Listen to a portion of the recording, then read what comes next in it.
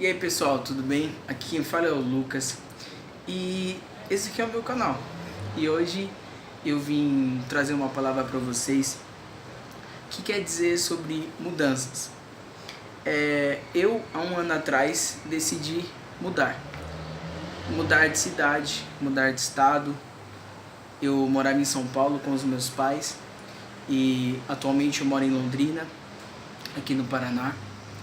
Foi uma decisão bastante difícil, eu tive que tomar ela não sozinha, porque eu ainda estava debaixo da proteção, né, dos meus pais. Meu pai fazia tudo por mim, minha mãe também. Eu nunca tive problema para resolver sozinho, sempre eu tinha eles para contar. E a partir do momento que eu mudei para cá, as coisas mudaram. Eu, a partir daí, tive que começar a correr atrás dos meus problemas, tive que começar a resolver as coisas sozinho. Eu comecei a morar com a minha irmã, então eu tinha que ajudar ela aqui em casa. E foram coisas que foram acontecendo. Eu não tinha ainda um emprego fixo, né, com carteira assinada, e aqui eu comecei a ter. Eu ainda estava no colégio, hoje já estou cursando faculdade. Muitas coisas mudaram na minha vida. E isso também foi bom porque eu acabei amadurecendo. Coisas que eu não acreditava que eu conseguiria fazer, hoje eu faço. E eu quero ler aqui na palavra em João, capítulo 13, a partir do verso de número 7. Jesus respondeu: agora você não entende o que estou fazendo, porém, mais tarde vai entender. Eu vou ler o verso 6 primeiro.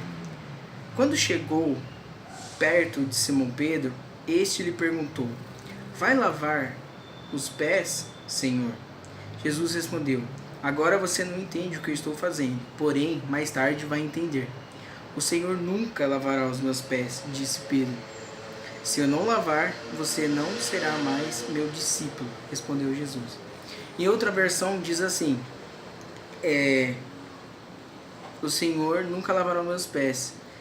Se eu não lavar, você não terá parte comigo. Então, Senhor, não lave somente os meus pés, lave também as minhas mãos e a minha cabeça. Aí Jesus disse: quem já tomou banho está completamente limpo e precisa lavar somente os pés. Vocês todos estão limpos, isto é, todos, menos um.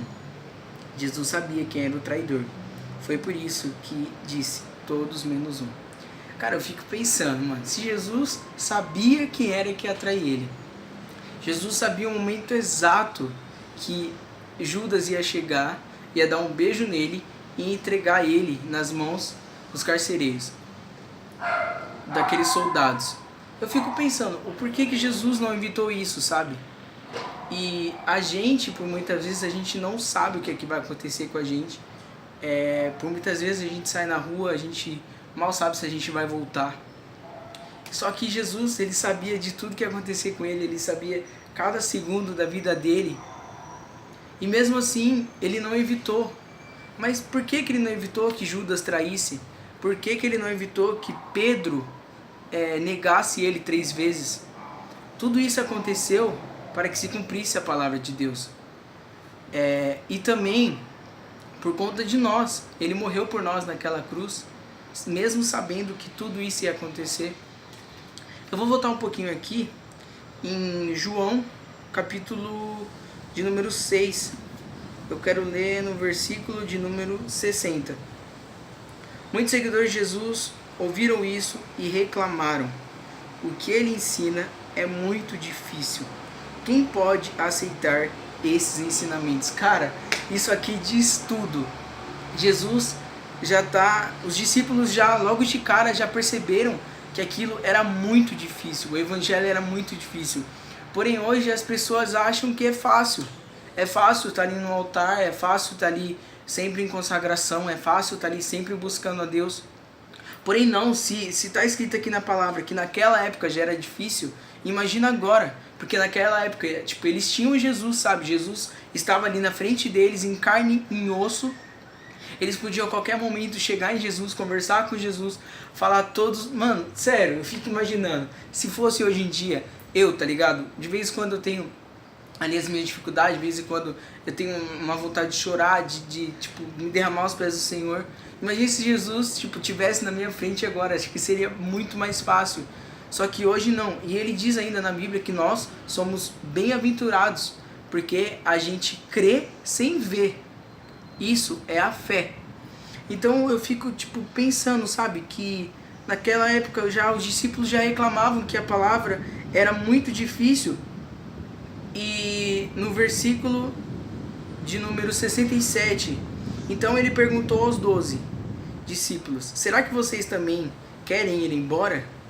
Simão Pedro respondeu: quem é que nós vamos seguir? O Senhor tem as palavras que dão vida eterna. Em outro verso, em outras versões, diz assim: para onde eu irei, se eu não tenho para onde voltar? Só tenho você, Deus, palavra de vida eterna. Então eu acho muito bonito, tipo, Pedro dizendo... Pedro sempre foi um discípulo que teve, tipo, essa questão da autoridade, sempre essa questão de, tipo, Jesus perguntar, ele já debatia com Jesus.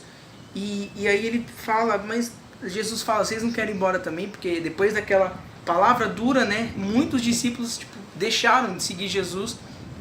E ele pergunta para os únicos 12 que ficaram: vocês também não querem ir embora? Só que aí Pedro chega e fala: mas para onde nós iremos, se nós não temos para onde voltar? E isso acontece muito com a gente hoje.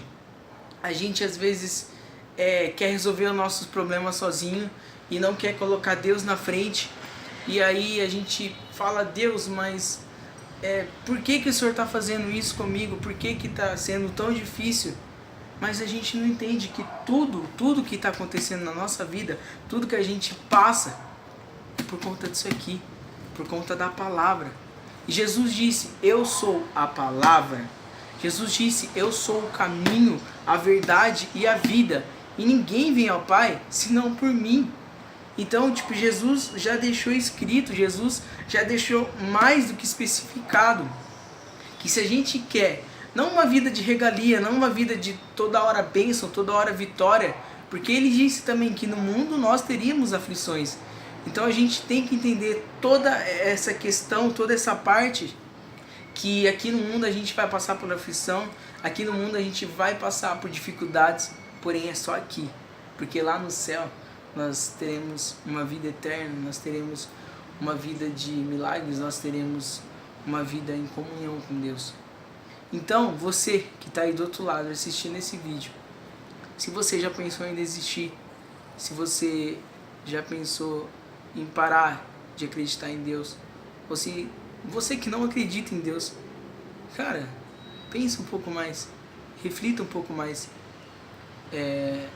Deus, ele está presente em todas as coisas, em todos os lugares, porém, ele só está presente no lugar onde ele é chamado, onde ele é clamado e onde as pessoas buscam ele verdadeiramente. Muito obrigado e Deus abençoe.